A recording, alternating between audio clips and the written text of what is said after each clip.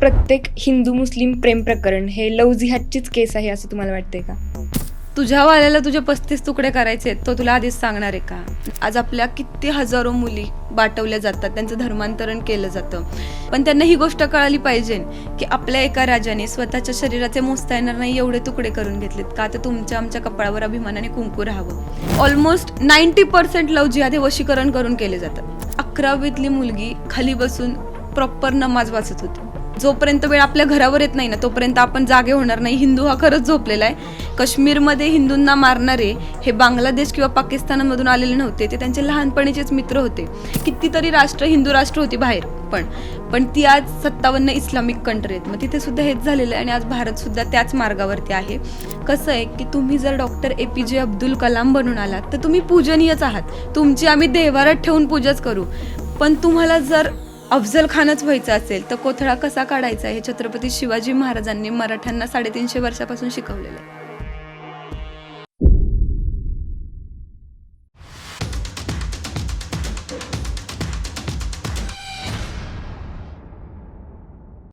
नमस्कार, मी तेजा. भन्नाट तेजा शो या पॉडकास्ट चॅनलमध्ये तुम्हा सर्वांचं मनापासून स्वागत करते. तर बघा, आपल्या चॅनलवरती रोजच आपण वेगवेगळ्या प्रकारचे विषय मांडत असतो आणि सध्या हिंदू हा विषय म्हटलं की सगळ्यांना असं वाटतं हिंदू वाचला पाहिजे, हिंदू धोक्यात आहे. परंतु त्याविषयी परखडपणे बोलायला समोर कुणीच येत नाही. पण या इतक्या गंभीर टॉपिकला कित्येक वर्षापासून खूप चांगल्या पद्धतीने सोशल मीडियावरती रिप्रेझेंट करत आलेले आहेत आपल्या श्रद्धाताई शिंदे, ज्यांना आपण हिंदू वाघीण असंही म्हणतो. तर त्याच आज आपल्या मंचावरती आहेत. तर त्यांच्यासोबत आपल्याला खूप साऱ्या गप्पा मारायच्या आहेत. तर हा पॉडकास्ट शेवटपर्यंत नक्की बघा. नमस्कार ताई, भन्नाट तेजा शोच्या मंचावर तुमचं खूप खूप स्वागत आहे.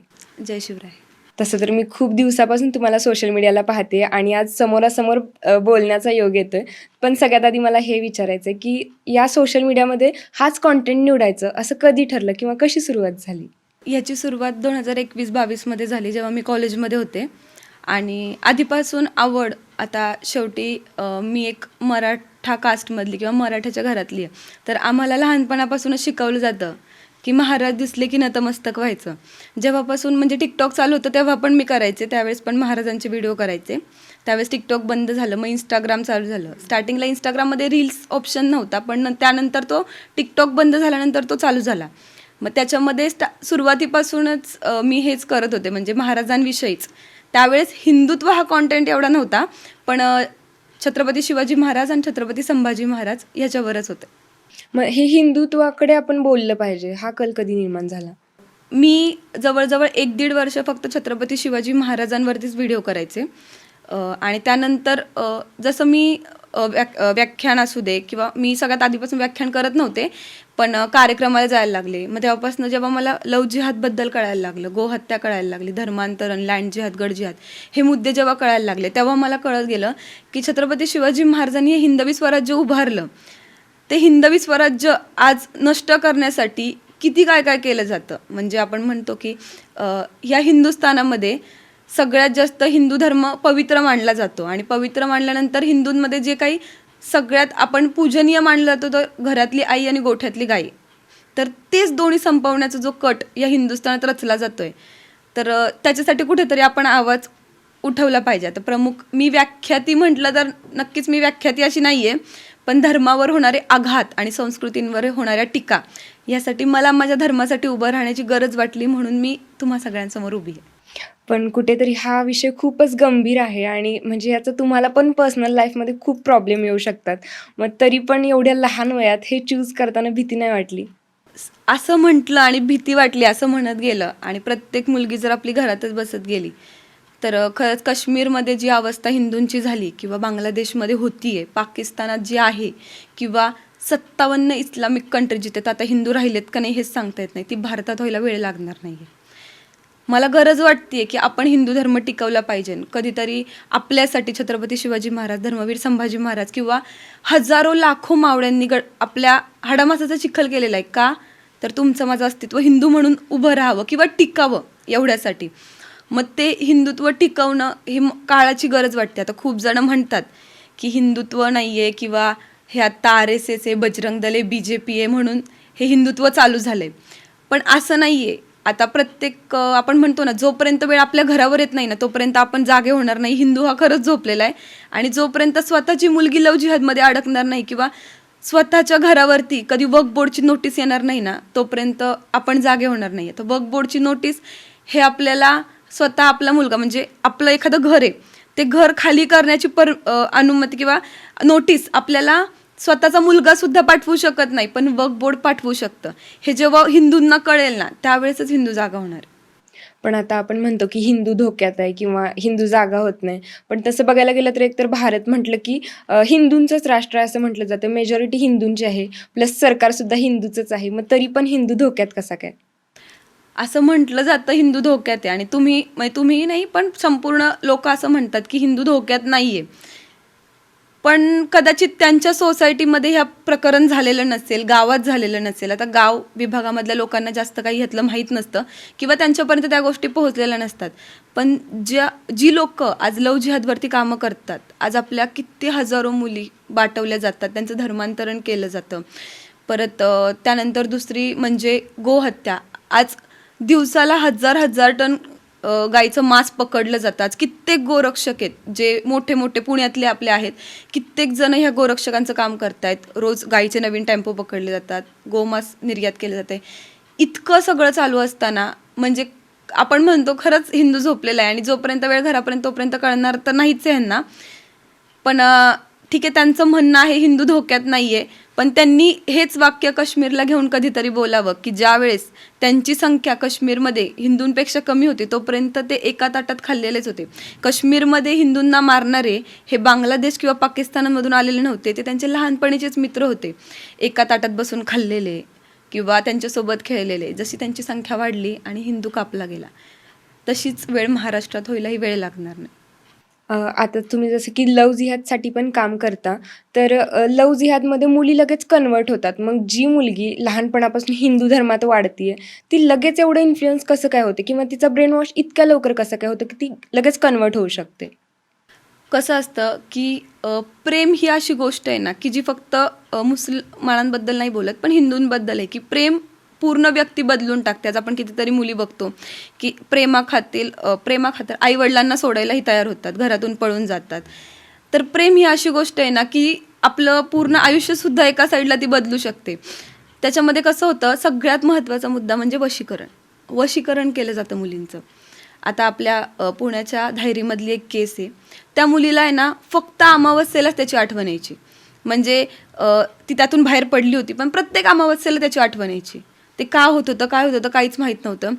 जेव्हा तिच्या गळ्यामध्ये एक लॉकेट होतं, त्या लॉकेटमध्ये रेग्युलर ते लॉकेट जेव्हा तोडलं त्याच्यामध्ये एक बारीक चिठ्ठी निघाली ज्याच्यामध्ये उर्दूमध्ये काहीतरी लिहिलं होतं.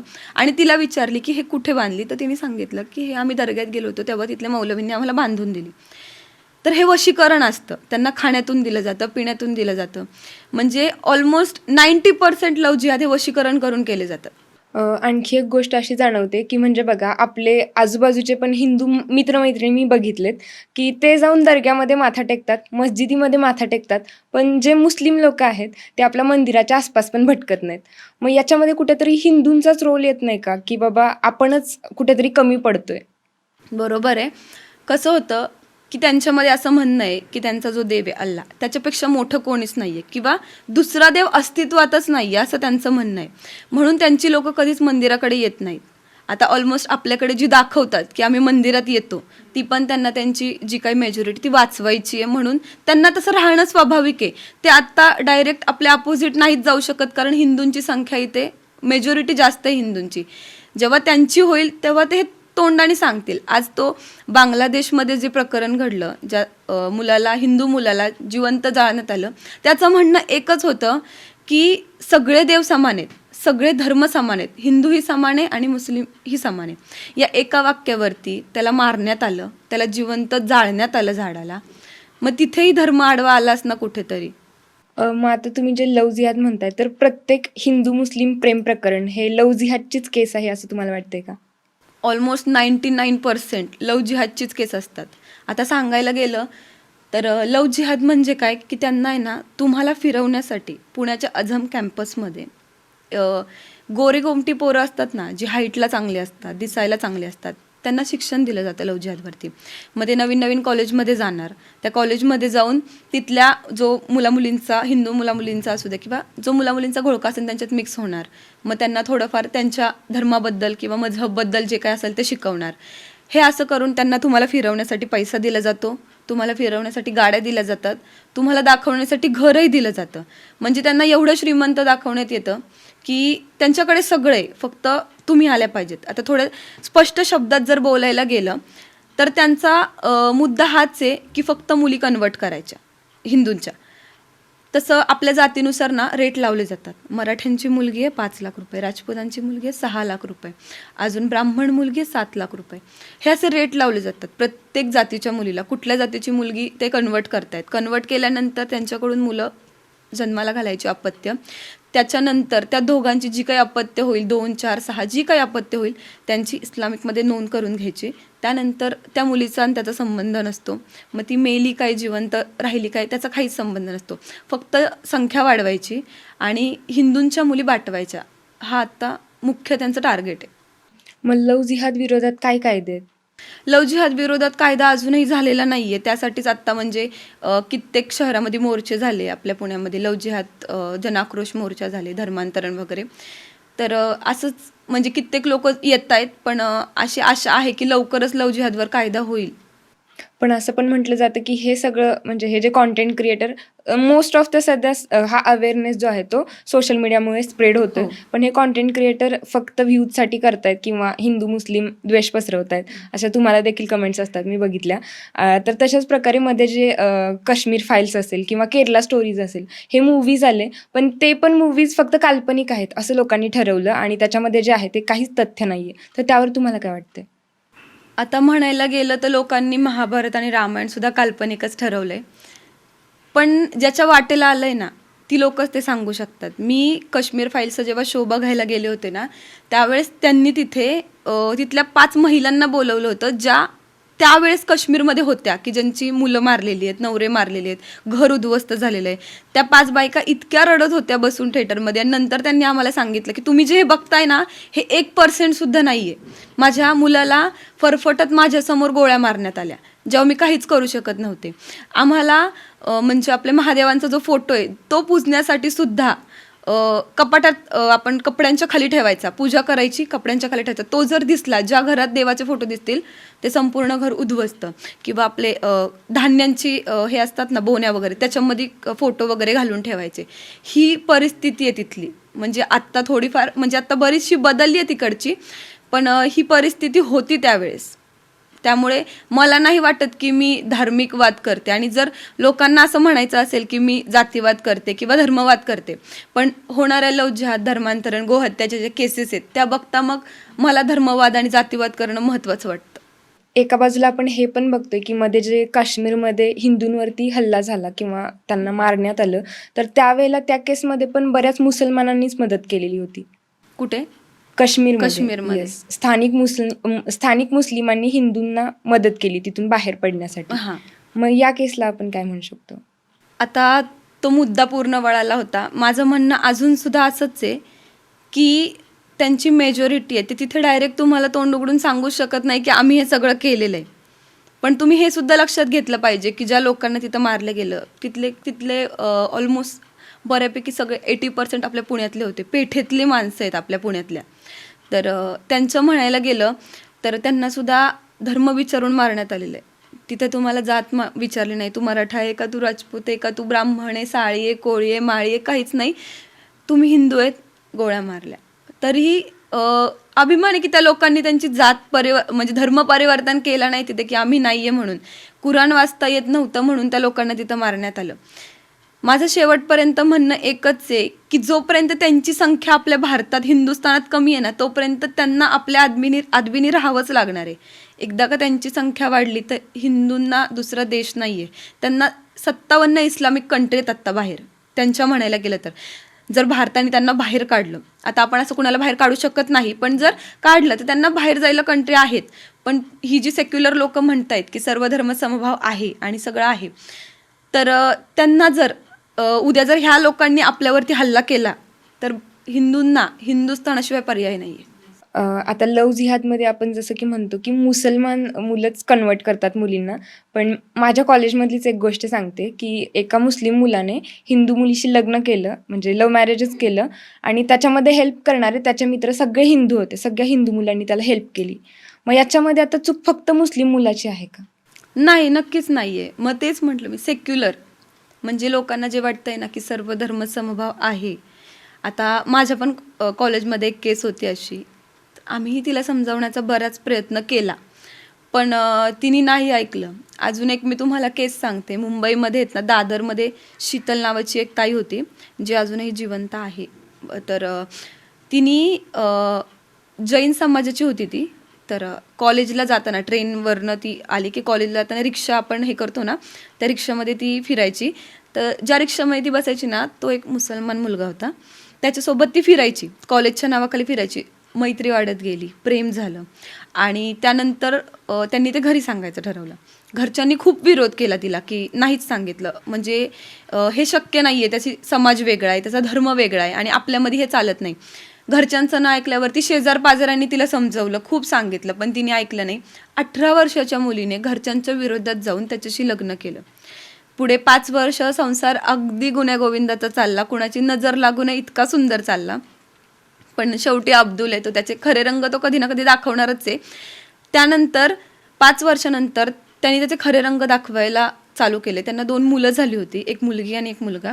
तो तिला इतका मारायचा की एक दिवस ती ताई मार म्हणजे अजून मार खाऊ शकत नाही आहे, बिना वस्त्राची घराच्या बाहेर पडाली होती, की इतका तो तिला मारत होता. आणि त्यानंतर पुढे जाऊन त्यांनी तर तिला सोडलंच, दोन्ही मुलांची हे केली आणि सोडलंच. आणि मुलांची जबाबदारी त्यांनी घेतली नाही, कारण त्यांचं काम असतं, एक झालं की पुढे शेवटी त्यांना पैसा त्यातून भेटतो, बिझनेस आहे त्यांचा हा. त्यानंतर पुढे जाऊन ती मुलं त्यांनी सोडली होती. आता हिच्याकडे 18वं वय असताना, म्हणजे 18 वर्ष असताना हिनी मुलांना म्हणजे मुलं जन्माला घेतली आहेत किंवा घरच्यांना सोडलेलं आहे, शिक्षण नाही आहे, त्यामुळे नोकरी लागू शकत नाही. ती मुलगी आज मुंबईमध्ये वेश्याचा व्यवसाय करते आणि 2 मुलांची पोटं भरते. म्हणजे लव्ह जिहाद तुम्हाला ह्या कंडिशनवर सुद्धा आणून सोडू शकतं. मग इतक्या केसेस समोर येत आहेत, तरी पण हिंदू मुली का जाग्या होत नाहीत किंवा वारंवार या केसेस का घडत आहेत? त्यांचं एकच म्हणणं असतं की तो तसा वागला, पण माझावाला तसा नाही, माझावाला खूप गोड. आता तुझ्या वाल्याला तुझे 35 तुकडे करायचे, तो तुला आधीच सांगणार आहे का? नाही, शेवटी त्यांचा बिझनेस येतो. तुम्हाला त्याच्याकडे एकतर सगळ्यात म्हणायला गेलं तर भिकारी प्रकारचे असतील ना, त्याच्यापेक्षाही खालची लेवल त्यांची असते. फक्त दिसायला चांगले असतात म्हणून त्यांना सगळा पैसा, बंगला वगैरे जे काही तुम्हाला दाखवलं जातं सगळं त्यांना पुरवलं जातं वरतून. मग या ट्रॅपमध्ये अडकलेल्या काही मुलींना बाहेर पडायचं असेल तर त्यांनी म्हणजे कुठे हेल्प मागितली पाहिजे? बऱ्याच आपल्या कसं आहे, ज्या पुण्यातल्या हिंदुत्ववादी संघटना काम करतात, ज्यात RSS असू दे, बजरंग दल असू दे, किंवा बऱ्याच अशा संघटना आहेत की ज्या हिंदुत्वावरती काम करतात. तर तुम्ही जवळपासच्या हिंदू संघटनांच्या मुलांशी बोला, त्यांना सांगा, नक्कीच तुम्हाला सगळेजण ह्याच्यातनं मदत करतील. आणि खरं म्हणायला गेलं तर ह्यात अडकूच नका. पण जर आत्ताही अशा केसेस असतील की तुम्ही अडकला असाल पण तुम्हाला त्यातनं बाहेर पडायचे, तर तुम्ही ह्यांच्यापैकी कुणालाही संपर्क करा. तुम्ही अशा कोणत्या संघटनेशी कनेक्टेड आहात का? असं काही नाही आहे. माझं स्वतःचं शिवदुर्ग प्रतिष्ठान म्हणून माझं स्वतःचं प्रतिष्ठान आहे. 2021-22 मी ते स्थापन केलेलं आहे. आणि ऑलमोस्ट म्हणजे आता शिवप्रतिष्ठान हिंदुस्थान असू दे, बजरंग दल असू दे, RSS असू दे, किंवा कुठल्याही संघटना असू दे, हिंदू युवा प्रबोधिनी आपल्या पुण्यामध्ये, तर अशा अनेक संघटनांमध्ये आम्ही एकत्र, आमची नावं जरी वेगळी असली तरी आमचा उद्देश एकच आहे की हिंदू एक झाला पाहिजे आणि हिंदू वाचला पाहिजे. त्यामुळे असे वैयक्तिक कुठल्या संघटनेमध्ये नाही, माझं स्वतःचं प्रतिष्ठानही आहे, पण काम म्हणायला गेलं तर आम्ही सगळं एकत्र मिळूनच करतो. ओके. तुम्ही स्वतः काही केसेस हँडल केल्यात लव्ह जिहादच्या?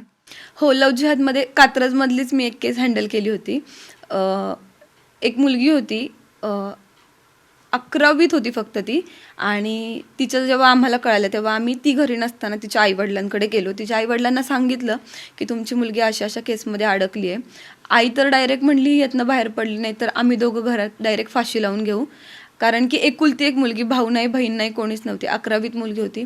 आणि सांगायचं म्हणलं तर 11वीतली मुलगी खाली बसून प्रॉपर नमाज वाचत होती. बापरे. पूर्ण एकदम, म्हणजे आपल्या घरीच? हो, एकदम नमाज, म्हणजे नाही, म्हणजे तिला नमाज तेवढं नीट वाचता येत होती, म्हणजे ती एवढी शिकली होती त्यात राहून. त्यानंतर मग आम्ही तिलाही समजवलं, त्यावेळेस तिने ऐकलं. त्यानंतर थोड्या दिवसांनी आम्हाला फोन आला की तिने तुमच्या विरुद्ध केसेस टाकल्यात पोलीस चौकीमध्ये. मग त्यानंतर आम्ही गेलो, तिथे समजवलं म्हणजे ते सगळं डिस्कशन वगैरे झालं. त्यानंतर ती ताई आली बाहेर आणि तो जो मुलगा होता कोंढव्यातला होता त्याच्यावरती केस पडली. तुम्ही हे सगळं काम करत असताना तुमच्यावर कधी दबाव आणण्याचा प्रयत्न केला का, किंवा तुम्हाला शांत बसवण्यासाठी काही करण्यात आले का? हो, भरपूर वेळा. म्हणजे म्हणायला गेलं तर आपण ज्यांच्या विरुद्ध लढतो त्यांच्यापेक्षा जास्त आपलीच लोक आपल्या ह्याच्यावर उठलेले असतात, हेच खरं आहे. आणि मला जेवढा त्रास मुसलमान किंवा इतर धर्माच्या लोकांकडून होत नाही तेवढा त्रास मला हिंदूंकडून होतो. म्हणजे आपलीच लोक आहेत जी म्हणतात की ते खूप चांगले आहेत किंवा त्यांचं तसं काय नाही आहे, तू फक्त जातीवाद करते हे वगैरे. हे बऱ्याच वेळा आलेलं आहे म्हणजे निदर्शनास, किंवा मी बऱ्याच वेळेला हँडल केलेले आहे. आता मी गावागावात जाऊन व्याख्यान करते लव जिहादवरती. तर जायच्या अगोदर मी जी व्हिडिओ टाकते ना की मी इथे इथे येते, तर मी आता तुम्हाला दाखवलं तर म्हणजे फेसबुकच्या पूर्ण कमेंट, इंस्टाग्रामच्या पूर्ण ज्या रिक्वेस्ट, मेसेज रिक्वेस्ट, तिथे पूर्ण इतक्या खालच्या लेवलच्या शिव्या आहेत त्या लोकांच्या, पूर्ण त्या लोकांनी भरलेल्या आहे. आणि अशा शिव्या असतात ना की ज्या सर्वसामान्य माणूस वाचू सुद्धा शकत नाहीत. तू इथे इथे, आता समज मी एखाद्या धाराशिवमध्ये जर मी व्याख्यानाला जाणार आहे तर मला डायरेक्ट कमेंट येतात, आम्ही इथे इथे आहे, हिंमत असेल तर या गावात येऊन दाखव. म्हणजे इथपर्यंत सुद्धा धमक्या आलेल्या आहेत. मग एवढं सगळं होत असताना घरच्यांना भीती नाही का वाटत? ते सपोर्ट करतात? हो, घरच्यांचा पूर्ण पूर्ण सपोर्ट आहे कामासाठी. आणि म्हणायला गेलं तर जेवढं मी समोरून फक्त ह्याच्यामध्ये दिसतीये की मी जे हे करते ना, यात फक्त मी तुम्हाला फ्रंट चेहरा आहे, पण माझ्या मागे जी टीम आहे ना, की प्रत्येक वेळेस कसं होतं, काही काही शेवटी मी एक मुलगी आहे, काही काही ह्याच्यामध्ये माझ्यावर दबाव आणला की मी थोडीशी मनातून खचते कधीतरी. तेव्हा माझ्या मागची जी टीम आहे ना, की जे मला सांगतात, म्हणजे बरेच माझे भाऊ आहेत, अक्षय दादा, अजिंक्य दादा झालं, किंवा विनोद दादा, रोहन दादा आहे, जो माझं सगळं बघतो, रोहन दादा आहे. त्यानंतर म्हणजे अशी बरीच जण आहेत की जे माझ्या मागे खंबीरपणे, मुलं आहेत बरीच, ती मला खूप सपोर्ट करतात आणि त्यांचाही ह्याच्यात खूप मोठा वाटा आहे. गोहत्याच्या काही केसेस हँडल केल्यात तुम्ही? नाही, गोहत्याच्या केसेस वगैरे मी काही हँडल केल्या नाही आहेत, पण मी व्याख्यानातून गोहत्याबद्दल सांगत असते बऱ्याच वेळा. जनजागृती मी व्याख्यानातून करते, पण मी गोहत्याच्या केसेस नाही हँडल केल्या. आता सोशल मीडिया म्हटलं की प्रत्येकाचं एकच माइंडसेट झालंय की फक्त व्ह्यूज आणि लाईकसाठीच कोणीही कंटेंट बनवतं. तर तसंच तुम्हाला पण म्हटलं जातं की बाबा हिचा धर्माविषयी काही अभ्यास नाहीये आणि ही फक्त सोशल मीडियावरती व्ह्यूजसाठीच बोलत असते किंवा धर्मांमध्ये वाद निर्माण करते. तर तुम्ही स्वतःहून काय, म्हणजे आपल्या धर्माविषयी काय डीपमध्ये स्टडी वगैरे केलेला आहे किंवा अशी पुस्तके वाचलेली आहेत का? तसं म्हणायला गेलं तर मी जास्त म्हणजे वाचन करत नाही, कारण मला वाचन तेवढं करायला आवडत नाही. पण मी नवीन नवीन व्हिडिओ बघायच्या, किंवा आपल्या यूट्यूबवर असू दे, किंवा जिथून आपल्याला जास्तीत जास्त माहिती गोळा करता येईल किंवा जास्तीत जास्त माहिती मिळेल, किंवा अशी माणसं आहेत बरीच मोठी पुण्यामध्ये आपल्या म्हणले गेलेत की ज्यांचा खूप सारा अभ्यास आहे. आता ऋत्विकदादा कुलकर्णी म्हणून तुम्हाला माहीत असेल की जे अभ्यासक आहेत, तर ते मला ह्याच्यात खूप मदत करतात. म्हणजे बरीचशी माहिती मला त्यांच्याकडून मिळते.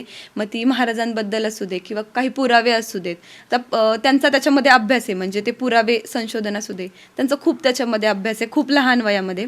तर त्याच्यामधून मी त्यांच्याकडून बरीचशी माहिती घेत असते आणि ते मला बरेचसे मार्गदर्शन करत असतात या बाबतीत. म्हणजे तुम्ही पण अभ्यास वगैरे करूनच टॉपिक जे आहे ते हो, मांडता? अभ्यास. आता मला एकच म्हणायचं आहे की कुणाला, आता जी लोक आहेत, इतर धर्माची लोक आहेत, आता मी जिथे राहते ना, माझ्या घराच्या बॅक साईडला मस्जिद आहे खूप मोठी.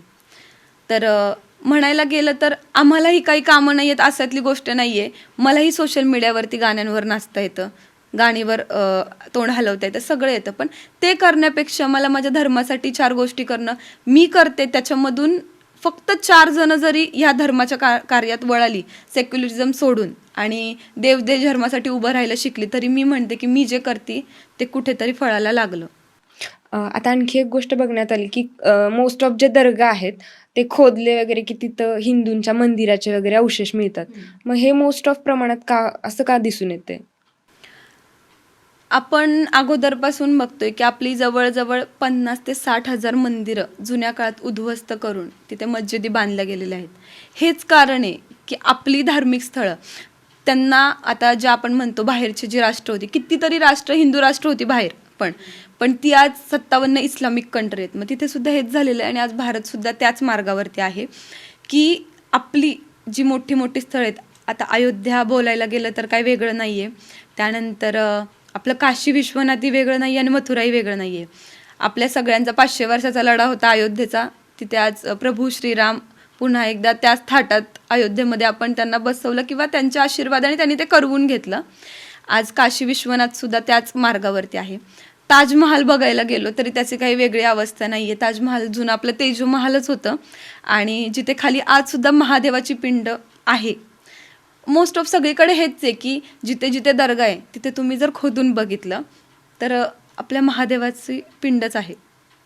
पण असं म्हटलं जातं की बाबा बाकी इस्लामिक कंट्रीशी तुम्ही आपल्या कंट्रीला कम्पेअर नका करू, किंवा बाकीच्या देशातले मुसलमान आहेत तसे भारतातले नाही आहेत, भारतातले मुसलमान चांगले पण आहेत. मग तुमच्या मनात मुस्लिमांविषयी इतका द्वेष काय आहे? आता खरं म्हणायला गेलं ना तर आपण असं म्हणतो की बाहेरच्या देशातले जे चांगले आहेत आपल्या देशातले नाही. अशा कित्येक घटना होतात आजसुद्धा की हिंदूंवर अत्याचार. आपण त्यांना त्यांची एखादी जागा आहे. आपल्या भारत हा असा देश आहे सर्व धर्म समभावाच्या विळख्यात असा जखडला आहे की आपण फक्त एखाद्या मुसलमान माणसाला जागेवर न उठवलं तरी आवाज किती मोठा अन्याय झाला आहे त्याच्यावरती. पण तोच अन्याय बाहेरच्या देशात एखाद्या हिंदूवरती झाला तर मला एकही मुसलमान बोलताना दिसत नाही त्याच्यावरती. त्यामुळे मला नाही वाटत की ते वेगळे आहेत. आमचं म्हणणं म्हणजे माझा मुस्लिमांबद्दल द्वेष आहे असं माझं म्हणणं नाही आहे. माझा द्वेष कुठल्याच धर्माबद्दल नाही आहे, कुठल्याच जातीबद्दल नाही आहे. कसं आहे की तुम्ही जर डॉक्टर APJ अब्दुल कलाम बनून आलात तर तुम्ही पूजनीयच आहात. तुमची आम्ही देवारात ठेवून पूजाच करू. पण तुम्हाला जर अफजल खानच व्हायचं असेल तर कोथळा कसा काढायचा हे छत्रपती शिवाजी महाराजांनी मराठ्यांना 350 वर्षापासून शिकवलेलं आहे. पण असंही म्हटलं जातं की छत्रपती शिवाजी महाराज सगळ्या जाती धर्माच्या लोकांना सोबत घेऊन होते आणि त्यांच्या सैन्यामध्ये सुद्धा बरेच मुस्लिम लोक होते. मग तरीही तुम्ही मुस्लिमांविषयी लोकांच्या मनात द्वेष का पसरवताय? असं लोक म्हणतात पण त्याचे पुरावे कुठल्याही शिवभारतात कुठल्याही बकरीत नाही आहेत. महाराजांच्या सैन्यात 18 पकड जाती 12 बलुतेदार एकत्र होऊन हे हिंदवी स्वराज्य उभं केलेलं आहे. 2च जण मुसलमान होते महाराजांच्या सैन्यात ज्यांचे पुरावे आजसुद्धा आपल्याला बकरीत किंवा कुठेतरी सापडतात. आता तो मध्ये पिक्चर येत होता खालिद का शिवाजी म्हणून, ज्यात सांगितलं गेलं महाराजांच्या सैन्यात 57% मुसलमान मावळे होते. महाराजांचे 11 बॉडीगार्ड मुसलमान होते आणि ह्या सगळ्यांना एकत्र ठेवण्यासाठी छत्रपती शिवाजी महाराजांनी रायगडावरती मस्जिद बांधली होती. तर जर 57% मुस्लिम असतील तर महाराजांचा लढा हा हिंदवी स्वराज्यासाठी का? छत्रपती शिवाजी महाराजांचं सगळ्यात मोठं स्लोगन हिंदवी स्वराज्याचे हे राज्य व्हावे हित श्रींची इच्छा. श्री म्हणजे आपले गणपती बाप्पा. हे राज्य व्हावे हित श्रींची इच्छा आणि हे हिंदवी स्वराज्य व्हावे. खरं तर हिंदवी स्वराज्य हा मोठा मुद्दा आहे. महाराजांच्या ह्याच्यातला मी एक तुम्हाला प्रसंग सांगते. व्यंकोजीराजे भोसले महाराजांचे भाऊ आहेत जे, ते जेव्हा दक्षिणेत होते त्यावेळेस छत्रपती शिवाजी महाराजांना त्यांनी पत्र लिहिलं की तुम्ही एकत्र या, आपण एकत्र मिळून बाकीच्यांवरती लढा देऊयात. तेव्हा छत्रपती शिवाजी महाराजांचं जे पत्र आहे लिहिलेलं ते आजसुद्धा अवेलेबल आहे बखरीमध्ये, शिवभारतामध्ये. महाराज लिहितात की तुर्क सैन्यात ठेवल्याने जय कैसा मिळतो, आम्ही तुर्क मारितो म्हणून आम्हास जय मिळतो. तुर्क म्हणजे या देशावर कपडबळाने आलेले मुसलमान. जर महाराज स्वतः म्हणत असतील तुर्क सैन्यात ठेवल्याने जय कैसा मिळतो, ही त्यांची स्वलिखित पत्र असतील, म्हणजे मुसलमान तुम्ही सैन्यात ठेवल्यावर तुम्हाला विजय मिळतो कसा हे जर छत्रपती शिवाजी महाराज स्वतः लिहित असतील तर मग मला नाही वाटत महाराजांच्या सैन्यात मुस्लिम मावळे असतील. सोशल मीडियावरती तर तुम्ही चांगल्या प्रमाणात म्हणजे हिंदुत्व पसरवण्याचा प्रयत्न करतायच, प्रत्येक गोष्टीत आवाज पण उठवता. पण सोशल मीडिया सोडून अजून कोणत्या माध्यमातून आपण हिंदुत्वाचा प्रचार करू शकतो असं वाटतं, किंवा तुम्ही करताय? आत्ता सगळ्यांच्या हातात, म्हणजे आज अगदी 2 वर्षाचा मुलगा म्हटला किंवा 70 वर्षाची म्हातारी पिढी म्हटली, सगळ्यांच्या हातात आहे तो मोबाईल, दिवस उगवण्यापासून ते रात्री झोपेपर्यंत. त्यामुळे सगळ्यात मोठा आत्ता जर आपल्याला एखादी गोष्ट पोहोचवायची असेल, बिझनेस असू दे किंवा काय असू दे, सगळ्यात पॉवरफुल नेटवर्क म्हणजे सोशल मीडिया आहे. सो मी ते सोडलं तर मी शाळांमध्ये शिवचरित्र वर्ग घेते. आता कसं असतं, शाळेमध्ये आपण लव जिहादबद्दल बोलू शकत नाही. मुलींच्या शाळेत ज्या पुण्यातल्या नुमवी आहे, हुजूरपाग आहे, रेणुका आहे, त्यानंतर कन्या आहे, अहिल्यादेवी आहे, म्हणजे अशा ज्या मुलींच्या शाळेत ज्या मी टार्गेट करते मेन, ज्याच्यामध्ये मला लव जिहादला परमिशन मिळत नाही पण मी त्यांच्यामध्ये जिजाऊ सांगते. म्हणजे आपण इतर धर्माचं जरी त्यांना वाईट आहे हे नाही सांगू शकलो की तुम्ही त्या बाजूला वळू नका, तर आपला धर्म आणि आपल्या स्त्रियांनी आपल्यासाठी काय केलेलं आहे. आजकाल मुलींचं कसं झालं आहे, आपल्या मुली पाश्चात्य संस्कृती खूप जास्त हे करतात. आजकाल मुलींना टिकली लावणं म्हणजे ओल्ड फॅशन वाटायला लागले. पण त्यांना ही गोष्ट कळाली पाहिजे की आपल्या एका राजाने स्वतःच्या शरीराचे मोजता येणार नाही एवढे तुकडे करून घेतलेत का, तर तुमच्या आमच्या कपाळावर अभिमानाने कुंकू राहावं. त्यांची जाणीव म्हणून मुलींना करून द्यावी ह्यासाठी मी शाळांमध्ये शिवचरित्र वर्ग घेते. त्यानंतर डेक्कनला छत्रपती संभाजी महाराजांचं पुण्याचं डेक्कनचं जे स्मारक आहे तिथे दर शनिवारी सकाळी 7 वाजता माझी नित्यपूजा असते. म्हणजे तिथे 7 ग्रुप आहेत, रेग्युलर रोज एक जण करतात. तर शनिवारी शिवदुर्ग प्रतिष्ठान सकाळी 7 वाजता माझी नित्यपूजा असते. तसंच मी गावागावांमध्ये जाऊन लव जिहाद, धर्मांतरण, गोहत्या, लँड जिहाद, गड जिहाद ह्या मुद्द्यांवरती व्याख्यान करते. आणि जसं की मी तुम्हाला म्हटलं, मी सोशल मीडियाला पण तुम्हाला खूप दिवसापासून फॉलो करते. तर आता बलिदान मास पण सुरू होईल थोड्याच दिवसात. तर म्हणजे आत्तापर्यंत मी बघत आली आहे प्रत्येकाच्या स्टेटसला, व्हॉट्सॲपला किंवा स्टोरीजला तुमचे व्हिडिओज असतातच. तर बलिदान मास तुम्ही पाळता का? हो, मी बलिदान मास पाळते. आणि त्याच्यामध्ये म्हणजे नक्की कशा पद्धतीने तो पाळला पाहिजे? बलिदान मास म्हणजे नक्की काय इथपासून मी सांगते. बलिदान मास म्हणजे छत्रपती संभाजी महाराजांना औरंगजेबाने जे 40 दिवस त्यांच्यावरती हालाल केले, म्हणजे एक दिवस महाराजांची नखं काढली, बोटं कापली, डोळे खोपणीच्या आतच जाळण्यात आले, जीभ बाहेर काढून कापण्यात आली, कान कापण्यात आले, केस उपसून काढण्यात आली, अंगावरची कातडी सोलून त्याच्यावरती गरम पाणी वगैरे ओतण्यात आलं. म्हणजे असं एकही हे सोडलं नाही की ज्याच्यातून महाराजांना त्रास नाही झाला पाहिजे. आणि ह्यामागचं कारण एकच होतं की इस्लाम कबूल करा. छत्रपती शिवाजी महाराजांनी कमवलेला स्वराज्याचा खजिना कुठं ठेवलाय. तर शेवटपर्यंत महाराजांनी धर्म तर परिवर्तन केलंच नाही, पण धर्मासाठी बलिदान महाराजांनी दिलंच. तर त्याची जाणीव आजही हिंदूंना आहे. महाराजांनी जे आपल्यासाठी केलं त्याची हिंदूंना अजूनही जाणीव आहे. हे सांगणं म्हणजे बलिदान मास.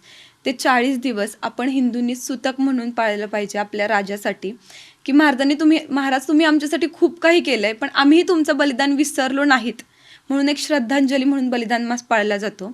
आदरणीय संभाजी भिडे गुरुजी, शिवप्रतिष्ठान हिंदुस्थान यांच्या मार्गदर्शनाखाली संपूर्ण भारतामध्ये हा बलिदान मास पाळला जातो, ज्याच्यामध्ये आपण वैयक्तिक म्हणजे आपल्या ह्याच्यानुसार आपण आपल्या आवडीच्या गोष्टी सोडाव्यात. म्हणजे चप्पल घालणं असू दे. चप्पल घालणं का, म्हणजे 40 दिवसात आपल्या पायाला एखादा काटा टोचला, एखादा खडा टोचला किंवा पाय भाजले तर आपल्याला त्याची जाणीव झाली पाहिजे की महाराजांनाही हा त्रास झाला असेल. आज गोड खाणं आपण सोडावं बलिदान मासमध्ये, कारण आपण हिंदू तर सुतकाचा महिना पाळणार आहे. मग असं म्हटलं जातं की एखादा समज गोड पदार्थ, चहाचा कप जरी समोर आला, तो प्यायच्या आधी आपल्या मनात विचार आला पाहिजे की त्यावेळेसही महाराजांना काही गोड खावंसं वाटत असेल, पण ते खाण्यासाठी त्यांना जीभ उरली असेल का, त्यांनी ती जीभ कुणासाठी कापून घेतली, तरीही त्यांनी धर्म का बदलला नाही. म्हणजे आपल्या आवडीनुसार आता बरीच जण नॉनव्हेज वगैरे खातात, सो त्यांनी सुद्धा ते नॉनव्हेज अवॉइड केलं पाहिजे. किंवा मी आता वैयक्तिक माझं झालं तर मी चप्पल घालत नाही, त्यानंतर गोड काहीच खात नाही, चहा वगैरे हे काहीच पाळत नाही, म्हणजे पूर्णपणे अवॉइड केलेलं असतं. तर अशा प्रकारे तुम्ही बलिदान मास पाळू शकता.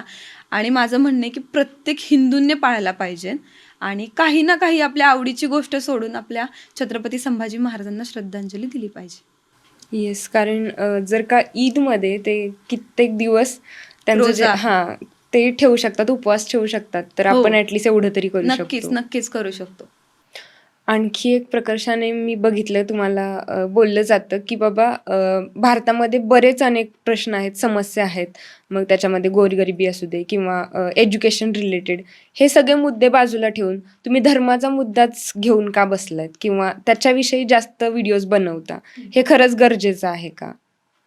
कसं आहे, म्हणायला गेलं तर आज बघितलं तर कोणीही म्हणेल तेवढा गरीब राहिलेला नाही आहे.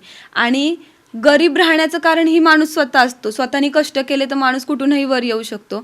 आज तुम्ही आम्ही सर्वसामान्य घरातले आहोत. आज तुमच्या आमच्या वडिलांची परिस्थिती कुठेतरी खालचीच होती. म्हणजे कधी काळी त्यांना एक टाईमचं जेवण मिळालं नसेल अशी परिस्थिती होती, पण त्यांनी सुद्धा कष्टातूनच हे सगळं उभं केलं आहे. त्यामुळे कष्ट केलं तर माणूस पुढे येऊच शकतो.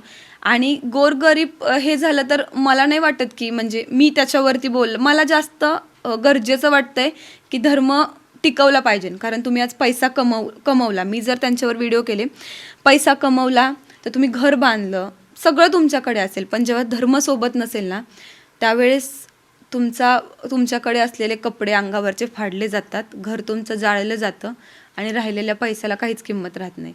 त्यामुळे जेवढा पैसा महत्त्वाचा नाही आहे असं नाही आहे, पैसाच खरं तर सर्व काही आहे, पण जेवढं तुमचं सेटल होणं किंवा करिअर महत्त्वाचं आहे, त्यासोबतच तुम्हाला तुमच्या धर्म, संस्कृती आणि परंपरा जपणंही गरजेचं आहे.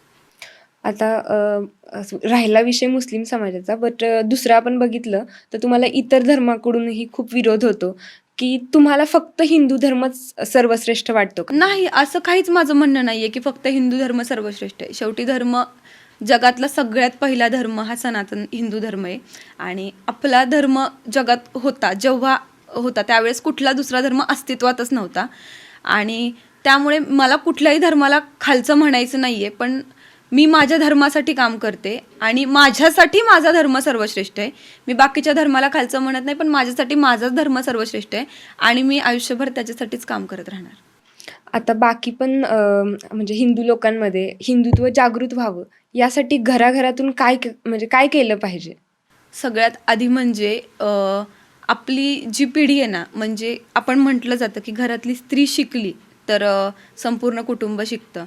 आज स्त्री 2 घरं शिकवते किंवा वंश वाढवणारी. त्यामुळं मला वाटतं की घरातून आपल्या आईवडिलांनी थोडेफार आपल्या मुलामुलींना आपल्या धर्माबद्दल ह्याच्याबद्दल ज्ञान दिलं पाहिजे. आज माझं असं म्हणणं नाही काळानुसार चालू नये, काळानुसार चालावं, ती काळाची गरजच आहे, पण आपल्या धर्म संस्कृती विसरून काळानुसार चालणं काही बरोबर नाही आहे. आज अनेक मंदिरांमध्ये म्हणजे आता मोठ्या मोठ्या सिद्धिविनायक मंदिर झालं किंवा तुळजापूरची आपली देवी झाली, अशा मंदिरामध्ये जेव्हा आपले कपड्यांवरून पोस्टर लागतात की इथे हे घालण्यास मनाई आहे, त्यावेळेस सुद्धा हिंदू विरोध करतोय. म्हणजे इथपर्यंत हिंदूंची डोकी सडलेली आहेत की म्हणजे ते काहीच चुकीचं नाहीये. तुम्ही पबमध्ये जाताना तुम्हाला आम्ही म्हणत नाही की तुम्ही साड्या घालून जावा, पण जिथे मंदिरात येत आहे तिथे तुम्ही आपल्या संस्कृती धरून तर आलंच पाहिजे. त्यामुळं घरच्यांनी ते आपल्या प्रत्येक मुलाला शिकवलं पाहिजे की धर्म कसा जपायचा आणि आपल्या धर्माला जपून कसं राहायचं. आता म्हणजे आतापर्यंत तुम्ही खूप चांगल्या प्रकारे काम करत आलेला आहात. इथून पुढं पण तुमचं काम हे असंच चालू राहील का? कारण म्हणजे मुलगी आहे म्हटल्यानंतर लग्नानंतर काही लिमिटेशन्स येतात.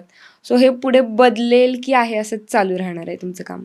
माझ्या इच्छेने म्हटलं तर मला हे काम पूर्ण आहे तसं चालू ठेवायचे आणि नक्कीच मी माझ्या पुढील आयुष्यात सुद्धा असंच पुढे बघेल की जे मला ह्या कामात सपोर्ट करेल किंवा मला हे सगळं करण्यास परवानगी देईल. अर्थात परवानगी नाही म्हणता येणार, पण मी जे करते त्याचा सपोर्ट करेल. बाकी जी आत्ताची तरुण पिढी आहे त्यांना तुम्ही काय संदेश द्याल?